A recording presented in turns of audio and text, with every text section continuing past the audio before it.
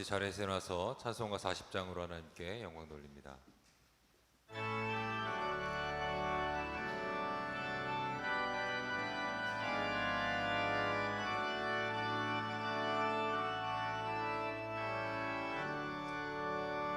찬송으로 보답할 수 없는 그 사랑, 주님께 영광 할렐루야. 형제 자매 모두 함께 모여 찬송해. 주님께 영광 할렐루야.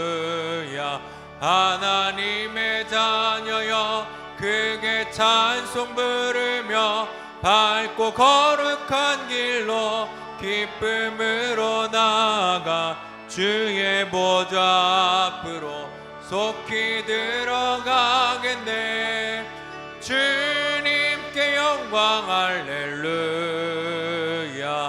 우리 받은 주님 은혜 한량 없도다.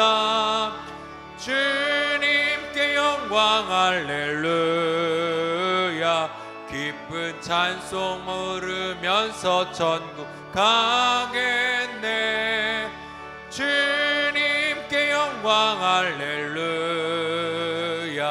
하나님의 자녀여 크게 찬송 부르며 밝고 거룩한 길로 기쁨으로 나아가 주의 보좌 앞으로 속히 들어가겠네. 주님께 영광 할렐루야. 잠시 후에 우리 모두 주를 보겠네. 주님께 영광 할렐루야. 영광스러운 보좌 위에 거룩하신 주,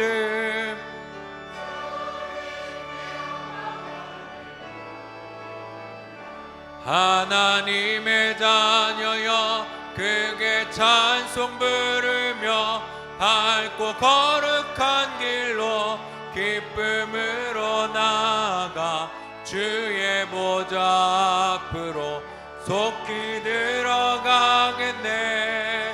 주님께 영광 할렐루야. 만국 백성 천국에서 소리 높여서 주님께 영광 할렐루야. 영원토록 주의 공로 찬양하겠네. 주님께 영광 할렐루야. 하나님의 자녀여 크게 찬송 부르며 밝고 거룩한 길로 기쁨으로 나아가 주의 보좌 앞으로 속히 들어가겠네. 주님께 영광 할렐루야.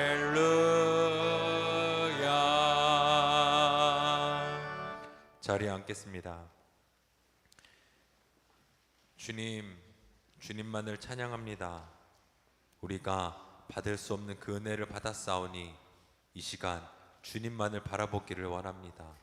주님, 이 예배 가운데 우리의 모든 마음과 정성을 다해 주님을 찬양하기 원하오니 주님 홀로 높임 받아 주옵소서. 주님, 우리의 고백 가운데 주님만이 우리의 삶의 가장 귀중한 분입니다. 주님만이 그 무엇과도 바꿀 수 없는 분입니다.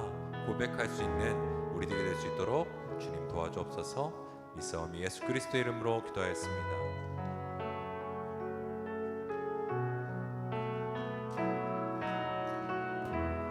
우리 시간 함께 고백하기 원합니다. 예수 가장 귀한 그 이름,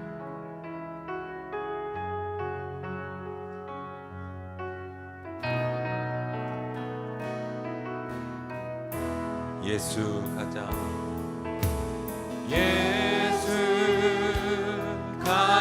귀한 그 이름, 예수 언제나 기도 듣는 삶, 오 예수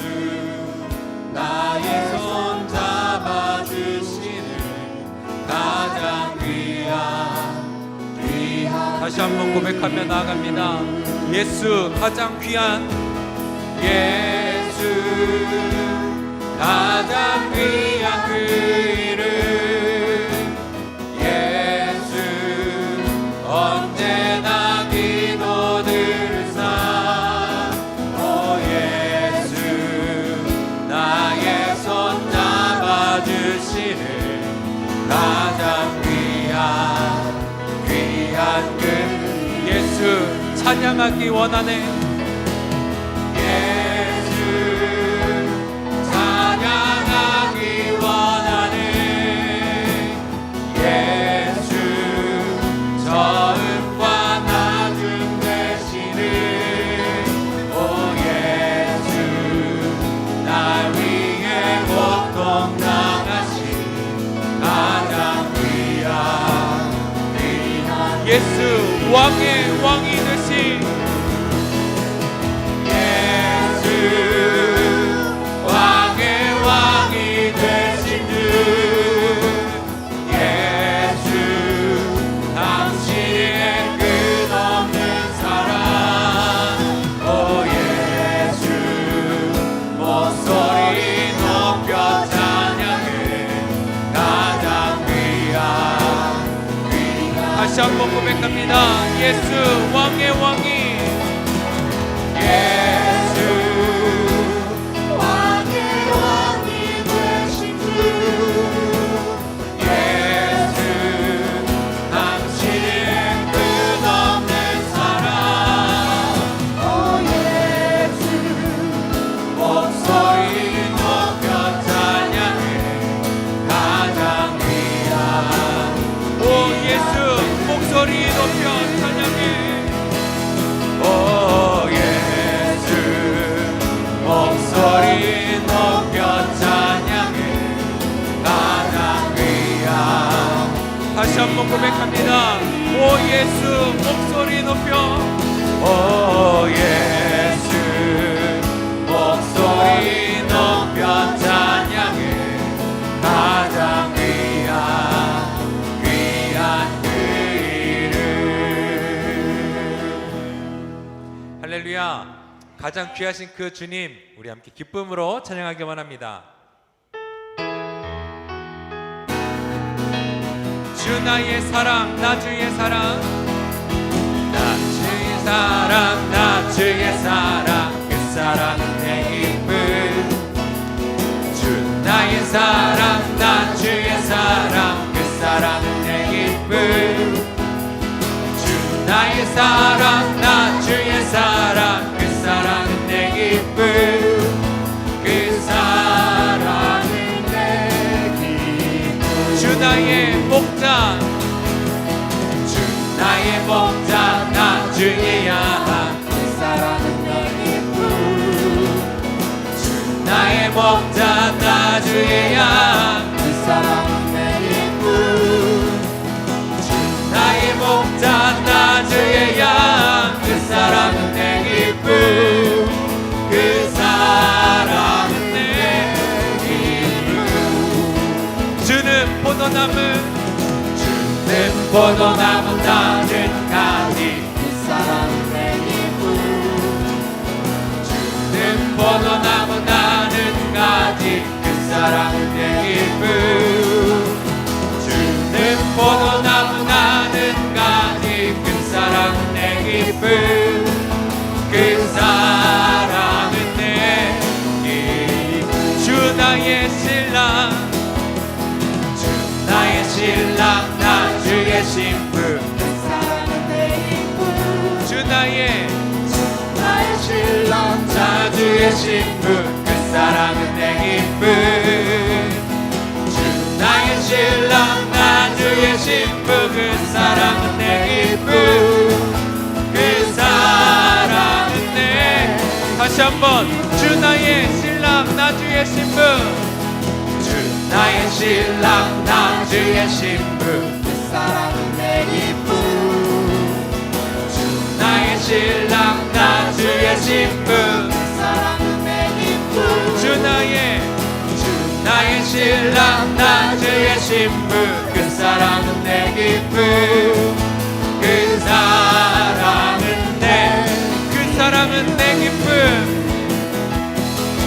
그 사랑은 내 기쁨. 다시 한번 그 사랑은 내 기쁨. 그 사랑은 내 영이 주를 내 영이 주를 찬양합니다. 내 영이 주를 찬양합니다. 내 영이 주를 찬양합니다. 내 영이 주를 찬양합니다. 기뻐하라 기뻐하라 나의 영혼아 감사하라 손을 들고 송축하라 주를 향해 외치라. 기뻐하라 기뻐하라 나의 영혼아 감사하라 손을 들고 송축하라 나의 영혼. 내 영이 주를 내 영이 주를 찬양합니다. 내 영이 주를 찬양합니다. 내 영이 주를 찬양합니다. 내 영이 주를 찬양합니다. 기뻐하라 기뻐하라 나의 영혼아 감사하라 손을 들고 송축하라 주를 향해 외치라. 기뻐하라 나의 영혼아 감사하라 손을 들고 송축하라 나의 영혼아. 기뻐하라 기뻐하라 나의 영혼아 감사하라 손을 들고 송축하라 주를 향해 외치라. 기뻐하라 나의 영혼아 감사하라 손을 들고 송축하라 나의 영혼아. 우리 하나님께 영광의 박수 돌립니다. 우리가 주님만을 찬양하길 원합니다. 또한 이 예배를 통해 주님의 마음이 우리의 마음이 되길 원합니다. 함께 그 고백을 함께 주님께 드리길 원합니다.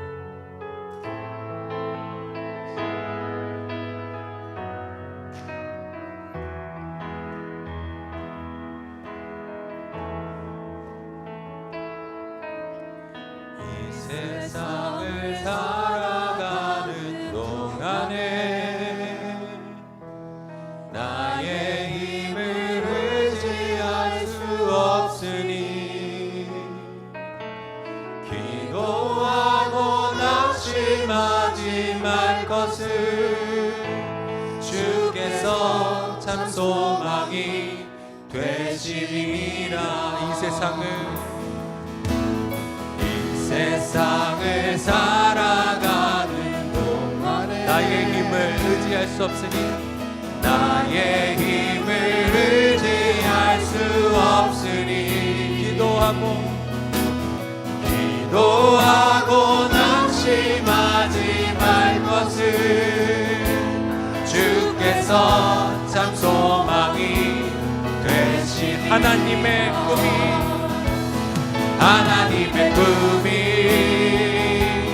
나의 비전이 되고 예수님의 성품이 나의 인격이 되고 성령님의 권능이 나의 능력이 되길 원하고 바라고 주의 길을 걸어가는 동안에 세상의 것 의지할 수 없으니 세상의 것 의지할 수 없으니 감사하고 낙심하지 말 것을 주께서 참 기쁨이 되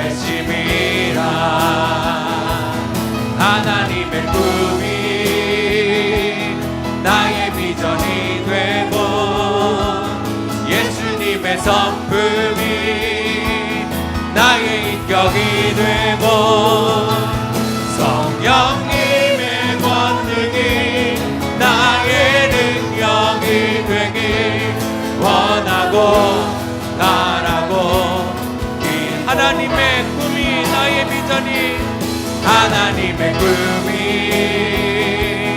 나의 비전이 되고 예수님의 성품이 나의 인격이 되고 성령님의 권능이 나의 능력이 되길 원하고 바라고 다시 한번 고백합니다. 하나님의 꿈이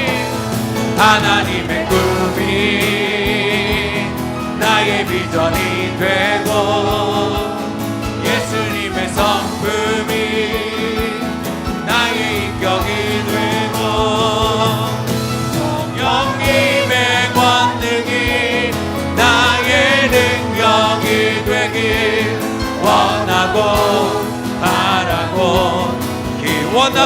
바라고 기도합니다.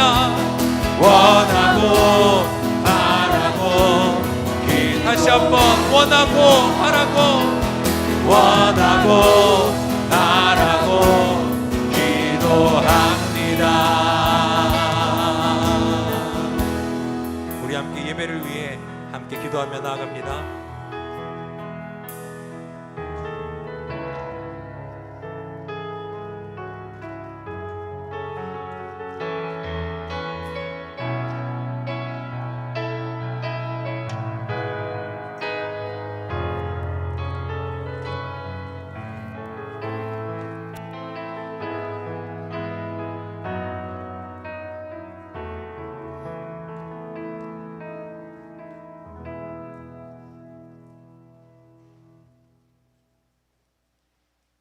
만물의 창조주요 주권자이신 하나님, 몸된 제단에 나와 예배하게 하심을 감사드립니다. 매일의 생활 속에서 말씀과 순종을 멀리하고 세상에 대한 집착과 교만함, 또한 한치 혀에서 나오는 말로 절제하지 못하고 상처 주며 정죄하고 미워한 본이 되지 못한 연약함과 허물들을 주님께 고백합니다. 십자가 보혈로 사하여 주시길 기도합니다. 주님 품성 닮은 모습으로 살아갈 수 있도록 기도하오니 주님이 함께 동행하시고 지혜를 주시옵소서. 코로나로 익숙해진 지금 또 다른 질병이 돌고 이상 기후와 인플레이션으로 생필품의 인상 등 어렵고 길어진 절망의 시간을 보내며 다시 일어설 힘이 사라진 듯해도 사람과 상황을 움직이시는 놀라운 주님의 섭리를 기대하게 하옵소서. 어떤 상황에서도 소망을 품고 믿음으로 힘써 기도하며 의의 기준을 중심을 보시며 우리와 늘 함께 하시는 하나님께 있는 것을 매 순간 깨닫게 하옵소서. 열악한 선교지에서 복음 전하시는 선교사님들의 사역지 위에 주님의 절대적인 간섭하심이 주님 나라 확장하는 순종하시는 그곳에 성령 아버지의 인도하심이 있는 줄 믿습니다. 우리 모두가 기도와 물질로 동참하도록 축복하시옵소서. 하나님의 선한 역사는 하나님이 반드시 이루심을 믿습니다. 아버지, 제단에 속한 환우들 우리와 함께 예배하지 못할지라도 예배드리는 그곳에 주님이 계시는 줄 믿습니다. 원하옵건대 주님께서 안수하시어 쾌차할 수 있게 하시옵소서. 오늘도 예배를 위해 봉사하시는 예배위원들과 주일학교 선생님들, 아름다운 찬양으로 주일마다 수고하시는 찬양대 위에 주님의 선하고 크신 사랑이 함께 하시길 기도합니다. 제단에 속한 목사님 한 분 한 분마다 성령님의 크신 권능이 임하셔서 공동체에 속한 지체들을 위해 기도하고 수고하실 때 강건함으로 지치지 않게 하시옵소서. 오늘 말씀을 전하시는 정 목사님의 입술을 아버지께서 주장하시고 주시는 말씀의 은혜로 영혼을 소생시키시고 진리의 말씀을 쌓게 하시어 행하게 하시옵소서. 세상이 흉흉하여 사탄의 공격이 심하지만 삶의 영역에서 하나님의 다스림을 받아 이길 지혜와 힘을 주시옵소서. 주님께 드리는 모든 순간이 헌신이 되게 하시고 반석이신 주님만 온전히 의지하며 살아가게 하옵소서. 예수님 이름으로 기도하였습니다. 아멘.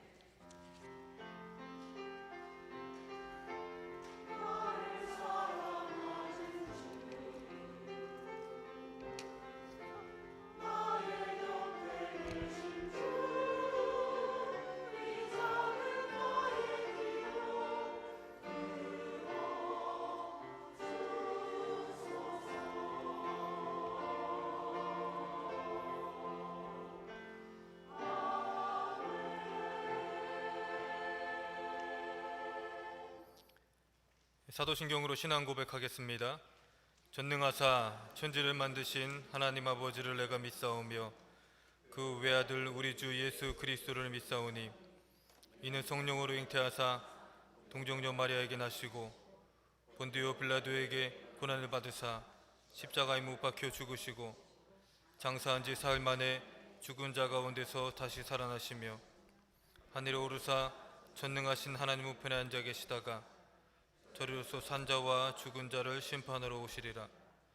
성령을 믿사오며 거룩한 공예와 성도가 서로 교통하는 것과 죄를 사하여 주시는 것과 몸이 다시 사는 것과 영원히 사는 것을 믿사옵나이다. 아멘. 교회 소식을 알려드리도록 하겠습니다. 우리 옆 사람하고 한번 인사하겠습니다. 주의 사랑으로 사랑합니다.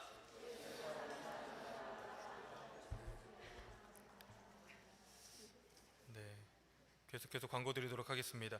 주일 현장 및 온라인 예배 안내는 주보를 참조해 주시기를 부탁을 드리고요.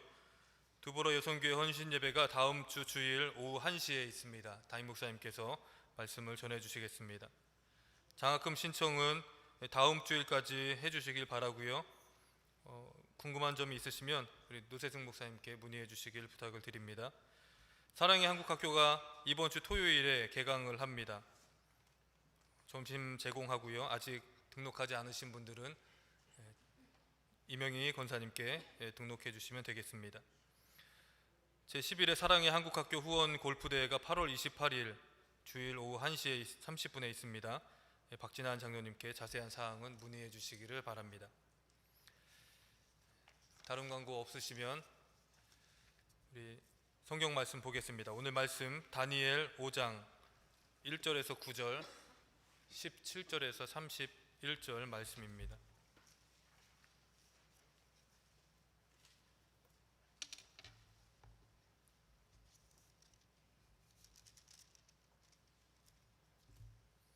다니엘 5장 1절에서 9절 7절에서 31절 말씀입니다. 다 찾으셨으면 우리 한 절씩 교독하겠습니다.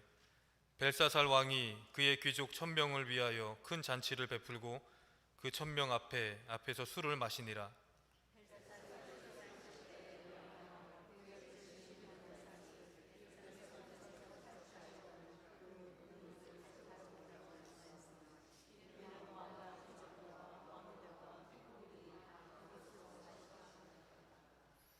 이에 예루살렘 하나님의 전 성소 중에서 탈취하여 온 금그릇을 가져오매 왕이 그 귀족들과 왕후들과 후궁들과 더불어 그것으로 마시더라.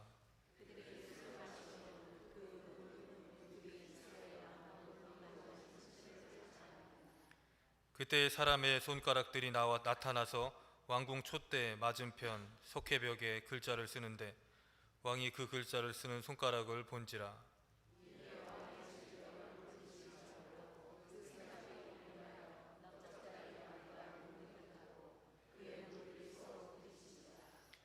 왕이 크게 소리질러 술객과 갈대아 술사와 점쟁이를 불러오게 하고 바벨론의 지혜자들에게 말하되 누구를 막론하고 이 글자를 읽고 그 해석을 내게 보이면 자주색 옷을 입히고 금사슬을 그의 목에 걸어주리니 그를 나라의 셋째 통치자로 삼으리라 하니라.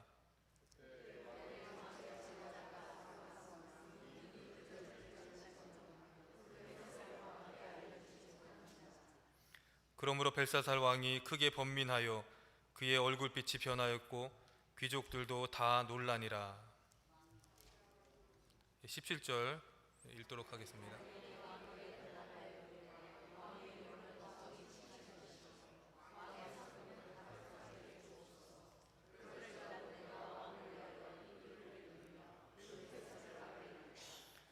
왕이여, 지극히 높으신 하나님의 왕에 붙인 느부갓네살에게 나라와 큰 권세와 영광과 위엄을 주셨고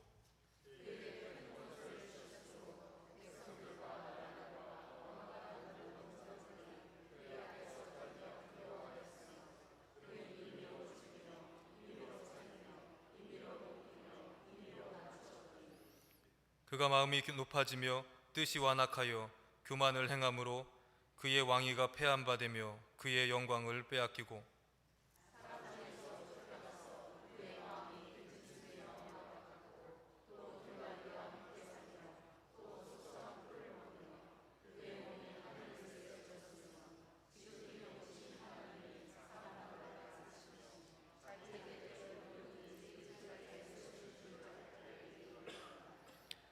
벨사살이여, 왕은 그의 아들이 되어서 이것을 다 알고도 아직도 마음을 낮추지 아니하고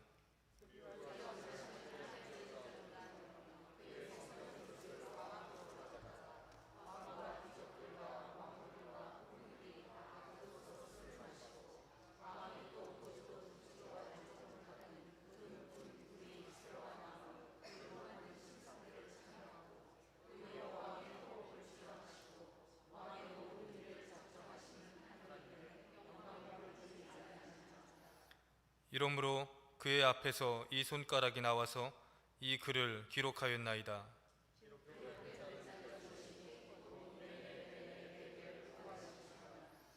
그 글을 해석하건대 메네는 하나님이 이미 왕의 나라의 시대를 세워서 그것을 끝나게 하셨다 함이요.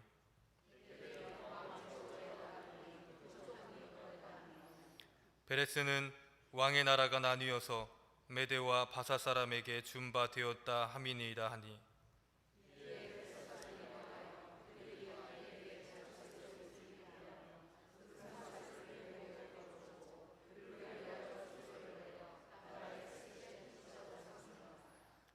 그날 밤에 갈대아 왕 벨사살이 죽임을 당하였고 메대 사람 다리오가 나라를 얻었는데 그때의 다리오는 62세였더라.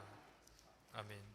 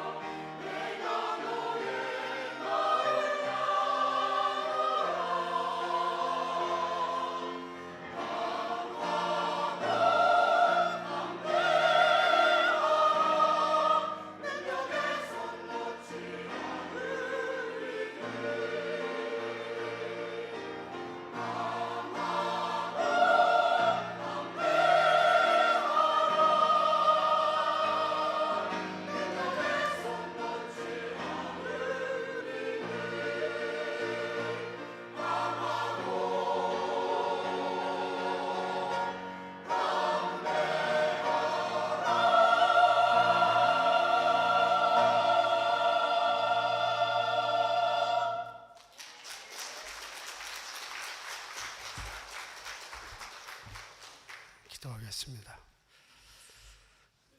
내 손에 쥔 것이 내 것인 줄 생각하지 않게 하여 주옵소서. 내가 쌓은 것이 나를 보호할 수 있는 것도 아님을 깨닫게 하여 주시옵소서. 한국의 물난리를 보면서 가장 잘 사는 그곳에서 가장 어려운 상황을 만났음을 보면서 우리 삶에 베풀어 주시고 이제까지 이끌어 주신 주님 때문에 오늘까지 우리가 살아왔음을 고백합니다. 이 땅에 쌓는 삶이 아니라 하늘에 쌓는 물질과 이웃과 나누는 물질 생활이 되게 하여 주시옵소서.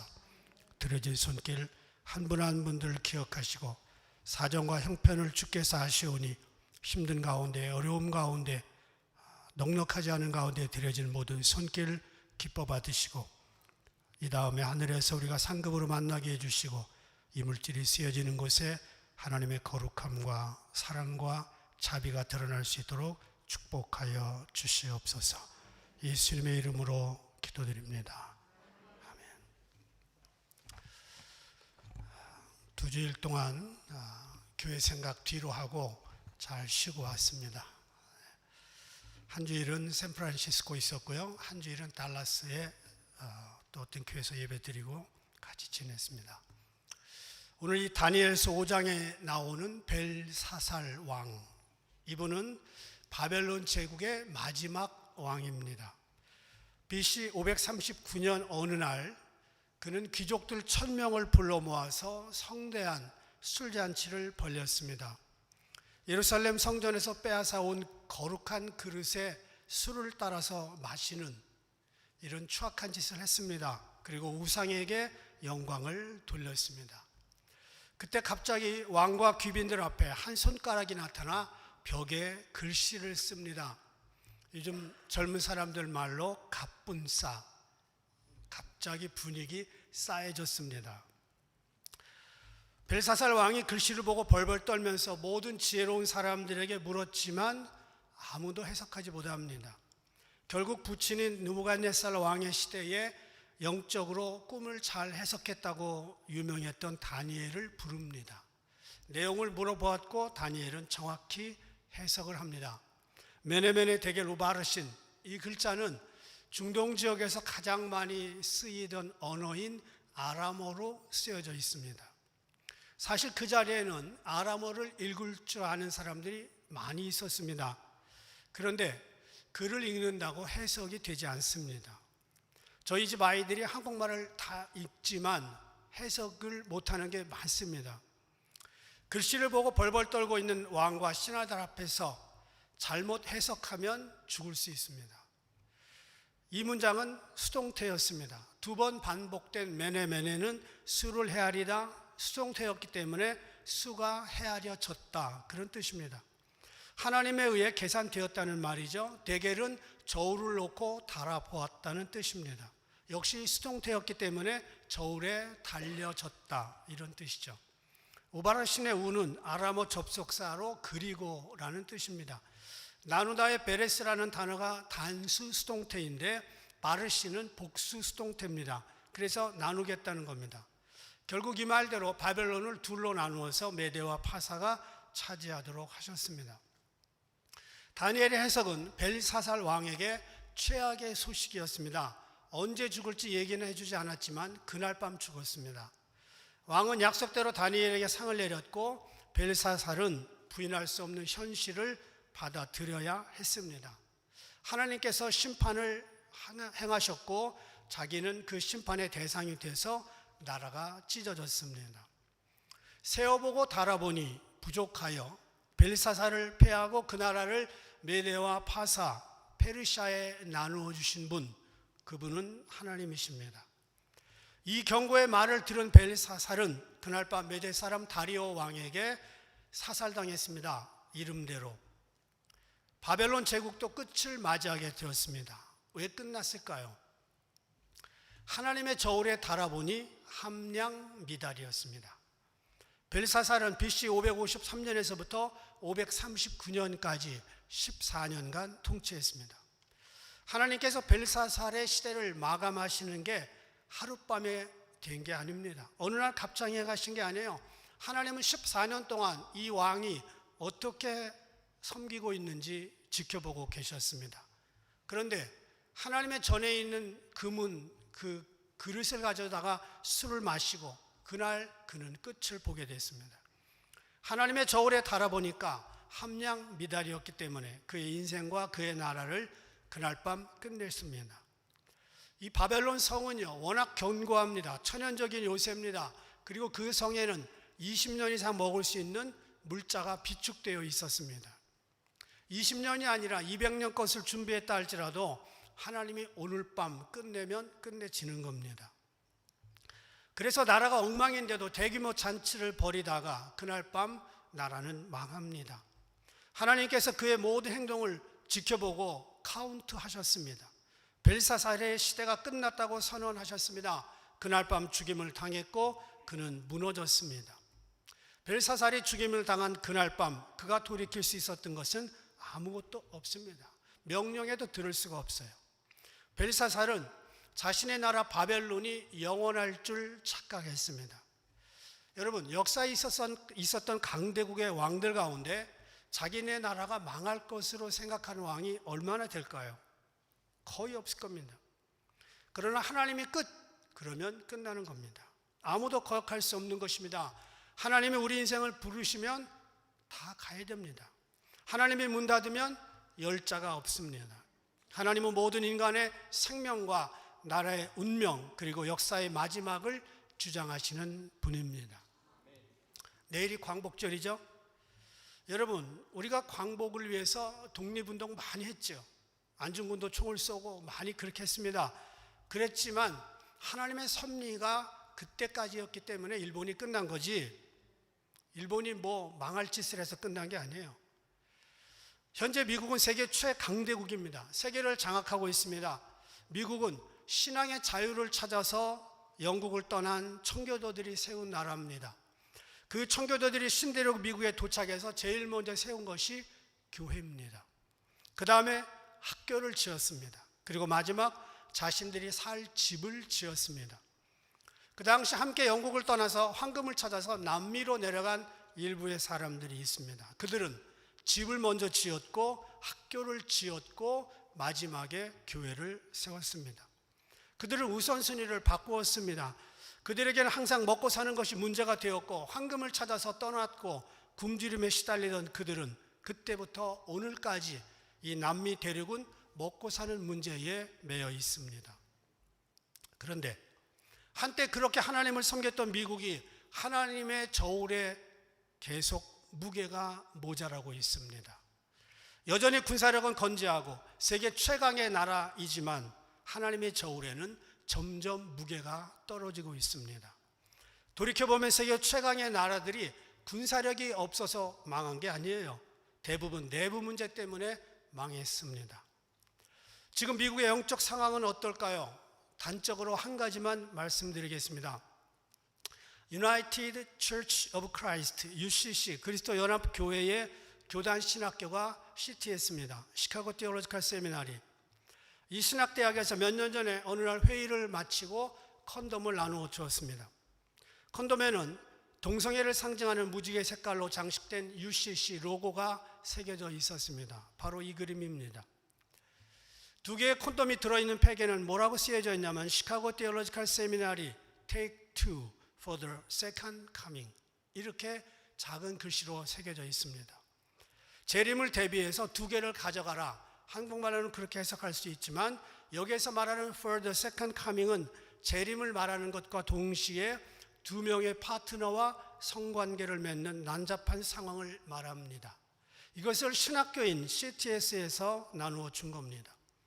하나님의 말씀을 가르치고 죄종들을 양육하는 디올로지컬 세미나리에서, 진리 수호의 보루에서, 한때는 하나님의 일꾼들을 양성하는 기도하는 학교에서 하나님의 저울에 달아보니 모자라는 행동들을 지금 하고 있습니다. 아프리카 중부 지역의 작은 나라 우간다가 있습니다. 1962년 영국의 식민지에서 독립됐습니다. 그리고 독재자들에 대한 쿠데타가 끝을 헤아릴 수 없이 생겼습니다. 우간다가 어떤 나라인지는 몰라도 독재자 이디 아민은 다 알고 있을 겁니다. 70년대 후반에 우간다의 대통령으로 독재를 행했습니다. 그런데 무세베니 대통령이 당선되면서 국가는 안정세에 들어갔습니다. 무세베니는 4차에 걸친 대선에 모두 재선되었고 2016년에 퇴임을 했습니다. 30년 동안 장기 집권하면서도 국민의 지지를 받았고요. 나라의 안정을 유지했습니다. 물론 정치적인 실수가 없었던 건 아닙니다. 집권 26년 차였던 2012년에 독립 50주년을 맞이하면서 무세베니 대통령은 기념식에서 진실하게 하나님 앞에 자신의 죄와 국가의 죄를 회개했습니다. 독립기념일날 그는 자신과 전임 통치자들의 죄를 회개하고 우상숭배를 회개하고 마법과 주술 그리고 위선, 부정, 권모술수, 배신의 정치적인 죄들, 성적 타락, 술 취함, 방탕의 죄들을 일일이 회개했습니다.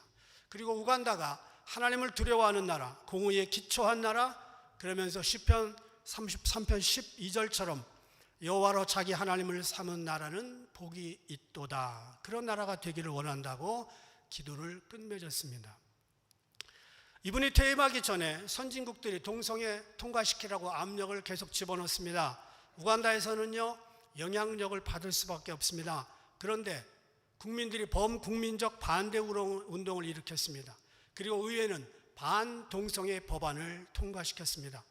그러자 그 당시 유엔 사무총장이었던 반기문 총장과 서방의 매스컴들이 우간다 대통령을 신랄하게 비판하기 시작합니다. 심지어 미국의 오바마 대통령은 매년 4억 불 이상의 미국 원조를 끊겠다고 협박했습니다. 그런데 무세베니 대통령은 오바마의 협박에도 굴하지 않고 우간다 반동성애 법안에 대통령으로서 최종 서명을 했습니다. 그는 사람에게는 따돌림 당했지만 하나님의 저울에는 합격을 한 겁니다. 하나님을 배반했던 두로와 시돈, 지금의 레바논 지역을 말하는데 BC 7세기, 8세기경에 작지만 굉장히 강한 나라였습니다. 나라 전체가 요새로 폐쇄되어서 철옹성 같은 나라였습니다. 결코 망하지 않을 것이다 했지만 우상숭배와 타락으로 나라가 망했습니다. 지금부터 2600년 전에 있었던 바벨론, 이미 뛰어난 과학기술을 자랑했고요, 공중도시를 건설했던 나라입니다. 유프라테스 강 위에 해상도시를 세웠습니다. 절대 무너지지 않을 거라고 국민들까지 장담을 했지만 메데와 페르시아에 의해서 그날 밤 무너졌습니다. 로마는 정치, 군사, 조직 모든 게 대단했습니다. 세계를 정복했고요, 세계 곳곳으로 통하는 육로와 해로를 건설했습니다. 말 그대로 모든 길을 로마로 통했습니다. 그런데 내부의 분열로 망했습니다. 전혀 무너질 것 같지 않았던 그 엄청난 나라들이 왜 하루저녁 꽃과 같이 망했을까요? 역사를 거꾸로 돌려보면 그 뒤에 하나님의 저울이 있었습니다. 그 저울에 모자라면 개인이든 나라든 하나님은 문을 닫게 하십니다. 여러분 집집마다 체중계 하나씩 있죠? 저희도 냉장고 옆에 조그만 공간에 체중계가 있습니다. 하루에 2번, 3번 올라갑니다. 조금 줄어들면 좋아하고 조금 많아지면 그럽니다. 건강에 관심 있는 분들 몸무게 매일 잴 겁니다. 잴 때마다 생각하십시오. 하나님의 영적 몸무게 재는 체중계도 있다고 생각하십시오. 하나님의 기준에 맞춰 노력하고 그 기준에 맞춰보려고 애를 쓰는 것이 성도들의 바른 태도가 맞습니다. 아무 생각 없이 되는 대로 인생 살다가 마지막 하나님의 저울에 파이널리 최종 섰을 때 하나님의 기준에 미치지 못한다면 영원한 낭패가 될 겁니다. 죽음을 맞이한 그날 그 순간 재볼 것이 아니라 지금부터 미리미리 재보고 미리미리 준비할 수 없을까요? 있습니다. 하나님의 말씀을 매일 읽고 매일 기도하며 묵상하면서 나를 돌아보면 됩니다. 날마다 말씀 앞에 나를 메저링 해야 됩니다. 재야 돼요. 하나님께서 나를 어떻게 생각하실지 재보면서 살아가야 됩니다. 하나님께서는 우리가 인생을 살게 하시고 삶의 매 순간 불꽃 같은 눈으로 지켜보고 계십니다. 그분의 저울은 늘 우리의 영적 함량을 재고 계십니다. 그래서 우리는 늘 하나님의 저울이 어떻게 움직이는지 거기에 주목해야 됩니다. 우리 삶에서 일어나는 모든 생각과 행동은 하나님께서 우리의 믿음을 재보고 있는 저울과 같습니다. 그리고 우리 인생이 마치는 날 다시 한번 마지막 종합 저울을 계산할 것입니다. 그 저울의 눈금에 합격해야 됩니다. 조심하고 또 조심하면서 깨어있는 우리들이 되어야 될 줄 믿습니다. 저도 나야가라 폭포 몇 번 가봤는데 경계선이 있습니다. 대부분의 폭포는 높은 산에서 떨어지는 게 정상인데 나야가라 폭포는요, 호수처럼 그냥 한정없이 흘러갑니다. 그러다 갑자기 밑으로 뚝 떨어집니다. 그래서 호수에 3개의 경계선을 그어 놓았습니다. 첫 번째 라인은 내려왔다가 돌아갈 수 있는 선에 그어 놓았습니다. 그리고 두 번째 라인은 배가 돌이킬 수가 없는, 웬만하면 떨어지는 선입니다. 거기는 아주 잘하는 사람들만 돌아갈 수 있습니다. 세 번째 라인은 거의 돌아올 수 없고 그대로 떨어집니다. 겉에서 보면 물이 조용히 흐르는 것 같지만 아주 급하게 떨어집니다. 죄를 짓는 것이 저는 이와 같다고 봅니다. 겉으로 볼 때는 죄 짓는 것도 죄 안 짓는 것도 비슷하게 흘러갑니다. 그런데 마지막 떨어질 때는 급격하게 떨어집니다.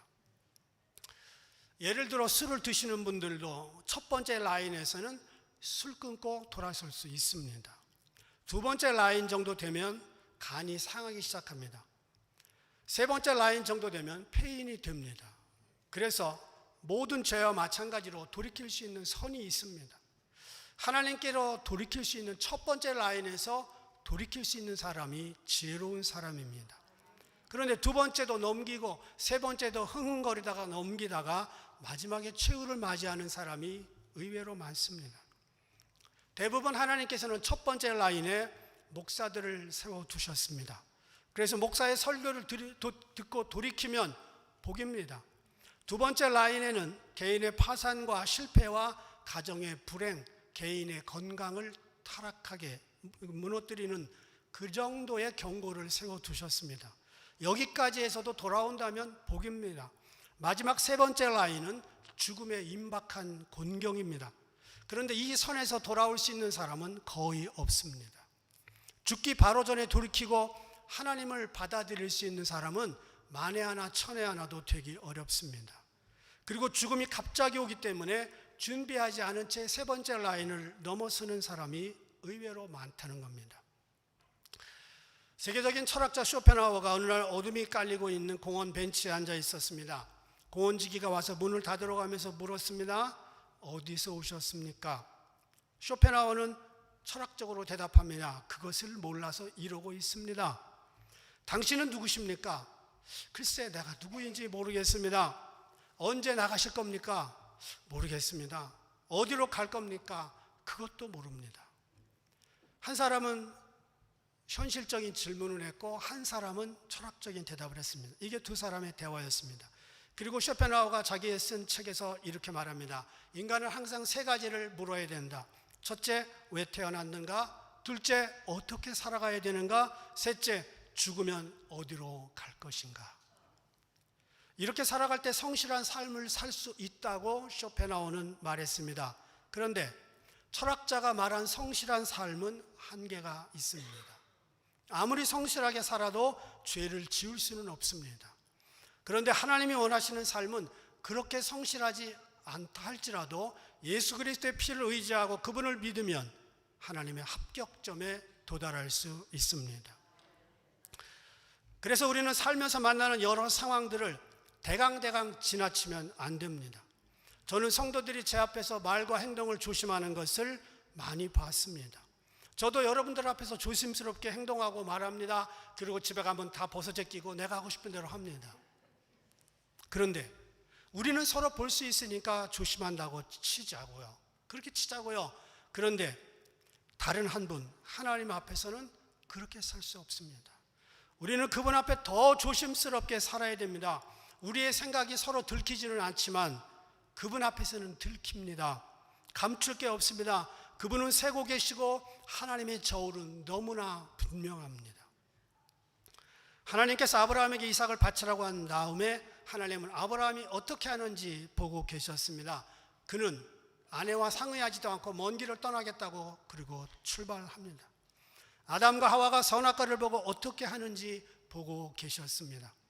요셉이 보디발의 아내와의 문제를 어떻게 처리하는지 보고 계셨습니다. 다윗이 바세바라는 여인을 범하고 어떻게 처리하는지 보고 계셨습니다. 다 저울질 하시는 거죠. 복음서에는요, 달란트 비유가 나옵니다. 세 사람에게 각각 다른 달란트를 나눠주고 오랜 세월이 지난 다음에 세 사람을 불러 모아 결과를 보고 판단하십니다. 그 중에 둘에게는 이렇게 말합니다.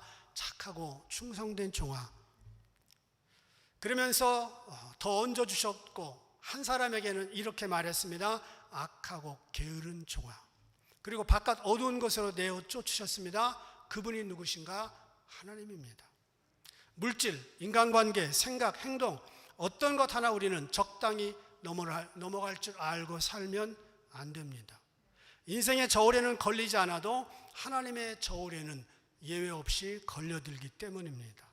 그래서 우리가 끝까지 의지해야 될 것은 내 모자라는 함량의 저울에 예수 그리스도의 십자가의 보혈을 올려놓아야 됩니다. 세상에 영원한 것 없습니다. 자연, 만물, 인류의 역사 다 사라져갑니다. 세상의 모든 나라와 존재하는 모든 것들 결국은 하나님의 저울에 달려 모자라면 소리 없이 사라집니다. 하물며 인간의 수명은 너무나 짧아요. 그리고 누구든지 죽습니다. 100% 죽습니다. 그런데 사람들은 자신의 인생이 짧고 곧 끝나게 된다는 사실을 너무나 쉽게 잊어버리고 삽니다. 더욱이 하나님께서 우리 인생을 세고 저울질 하신다는 사실을 깨닫고 사는 사람들은 게다가 드물어요. 많은 지혜로운 사람들이 은퇴 후에 노후 대책을 나름대로 준비합니다. 그런데 어리석게도 은퇴하고 난 다음에 얼마 후에 닥칠 죽음의 준비를 하지 못한 채 사는 사람들이 더 많습니다. 모세는 그래서 시편 90편 10절 12절에서 이렇게 기도했습니다. 우리 함께 읽어보겠습니다.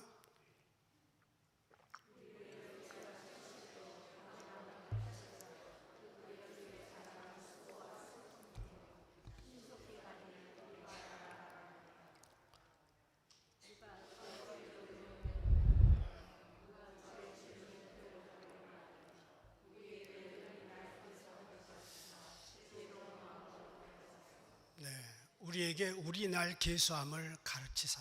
내가 얼마나 남아있는지 영어 성경에 보면 How many remaining days 이렇게 나옵니다. 그리고 히브리서 9장 27절은 이렇게 써 있어요. 한 번 죽는 것은 사람에게 정하신 것이요 그 후에는 심판이 있으리니.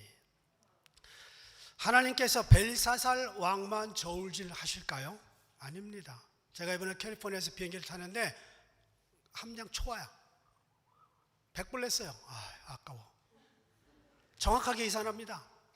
지금 나는, 우리 교회는, 대한민국은, 미국은, 여러분은 하나님의 저울에 얼마나 만족한 결과를 만들고 있습니까?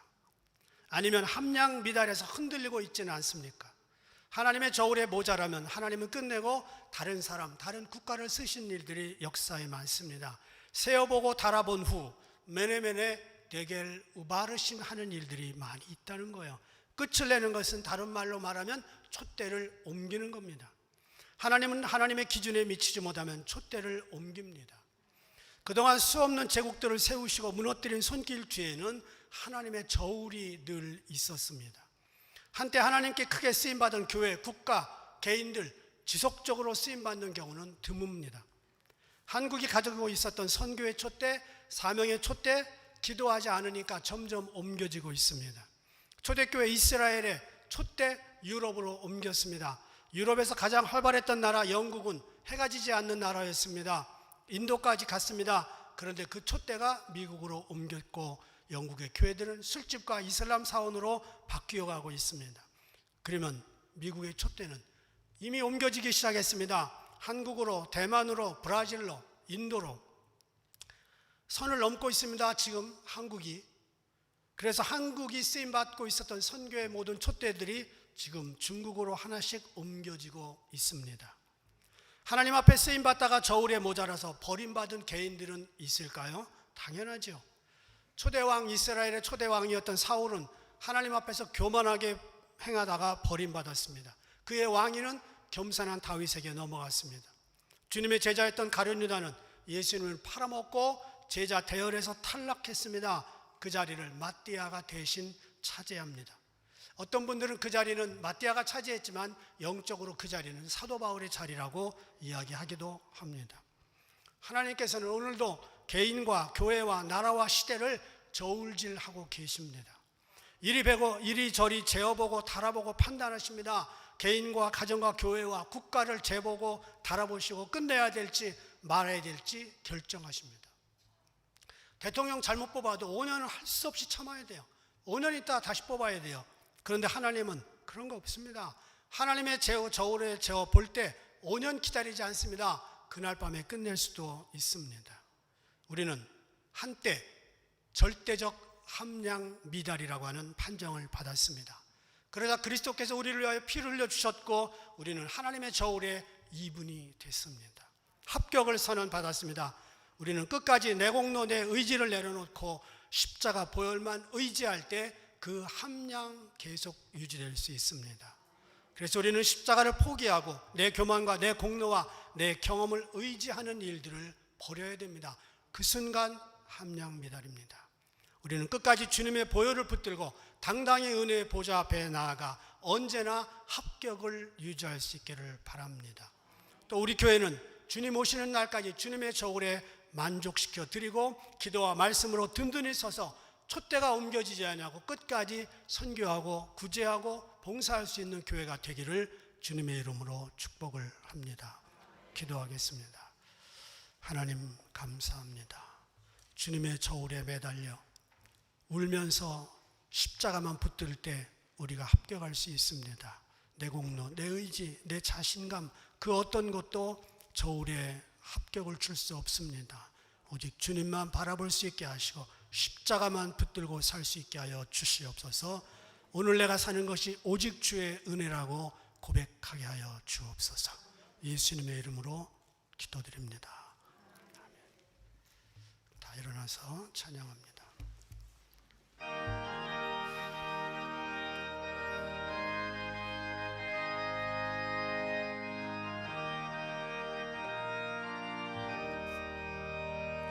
어두운 죄악길에서 목자 없는 양같이 모든 사람 길 찾아 헤맨다. 자비하신 하나님 독생자를 보내사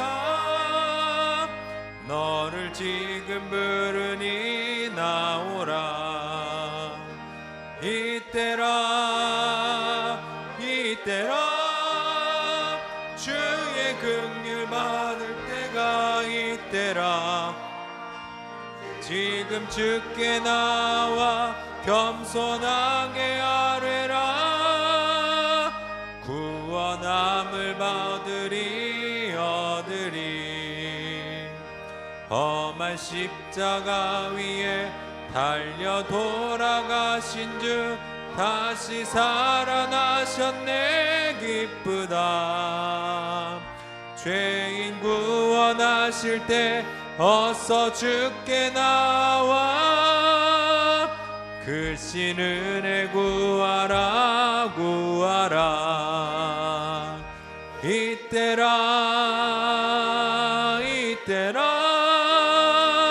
주의 긍휼 받을 때가 이때라.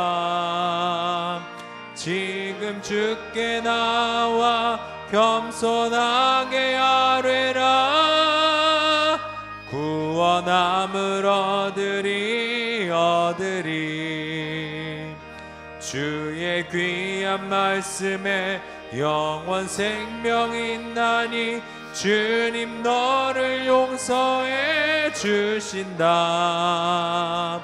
주가 부르실 때에 힘과 정성 다하여 주의 은혜 받으라. 이때라 주의 긍휼 받을 때가 이때라. 지금 주께 나와 겸손하게 아뢰라. 구원함을 얻으리. 빨리 흐르고 세상 친구 가는데 너의 영혼 오늘 밤 떠나도 주의 구원 받으면 천국에서 영원히 주와 함께 살리라 살리라. 이때라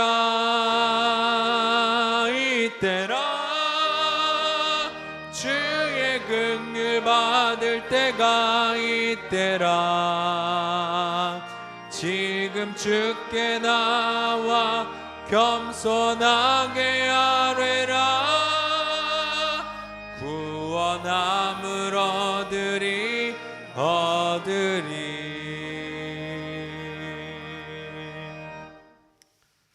이제는 하나님의 저울에 한참 모자라는 저희들을 그리스도의 보혈로 구원해 주신 예수 그리스도의 은혜와 그 아들의 피로 말미암아 우리를 받아주신 하나님의 은총 그리고 성령님의 은혜가 남은 인생 하나님의 저울에 늘 합격하여 살기를 원하는 모든 성도들 위에 이제부터 영원까지 함께 계시기를 간절히 축원하옵나이다. 아멘.